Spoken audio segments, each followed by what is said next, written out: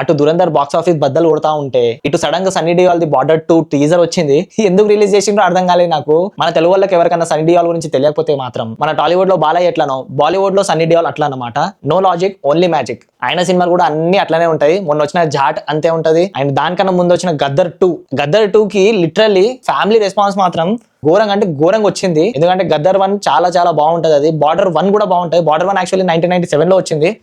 Border 2 ఇప్పుడు 2026 జనవరి 23కి వస్తుంది. ఇంకా టీజర్ విషయానికి వచ్చేసి మాత్రం over the top actions, green screen ఉన్నట్టు ఈజీగా కనబడుతుంది. లిటరల్లీ ఈజీగా కనిపిస్తుంది అంటే అర్థం చేసుకోండి మీరే. అండ్ దీంట్లో వరుణ్ ధవన్ ఉన్నాడు, సునీల్ శెట్టి వాళ్ళ కొడుకు అహాన్ శెట్టి కూడా ఉన్నాడు. యాక్చువల్లీ అక్షయ్ ఖన్నా ఉండాలి, ఇప్పుడు ట్రెండింగ్ లో ఉన్నాడు అక్షయ్ ఖన్నా. సో చిన్న ఏమన్నా క్యామియో లాగా ఏమన్నా తీసుకొని ఉంటే బాగుండు అనిపించింది. దీంట్లో అక్షయ్ ఖన్నా లేడు, దిల్జిత్ కూడా ఉన్నాడు. అట్లనే దాంతో పాటు Sunny Deol, air force, navy force, army, soldier. So ఇవన్నీ మూడింటిని కలిపి తీస్తున్నారు సినిమా. సింపుల్ గా చెప్పాలి నేను మీకు, బార్డర్ 1 ఫుల్ గా నడిచింది, గద్దర్ 1 ఫుల్ గా నడిచింది. గద్దర్ 1 కున్న హైప్ ని పట్టుకొని గద్దర్ 2 తీసిండ్రు. ఇప్పుడు ఆ గద్దర్ 2 హైప్ ని పట్టుకొని బార్డర్ 2 తీస్తున్నారు. అక్కడ కొత్తగా ఏమైనా చెప్దాం అనేది ఏం లేదు. లిటరలీ పాకిస్తాన్ 1979 సంథింగ్ ఒక నిమిషం ఇన్స్పైర్డ్ ఫ్రమ్ ట్రూ ఈవెంట్స్ అని పెట్టిండ్రు. మరి మళ్ళీ అదే కళాఖండాన్ని తీసుకొస్తారా, మరి ఏం చేస్తారా అనేది అర్థమైతలేదు. చూద్దాం ఏం చేస్తారో. నాకైతే నమ్మకం లేదు దొరా. గద్దర్ 2 ఆడ ఫుల్ గా నడిచింది.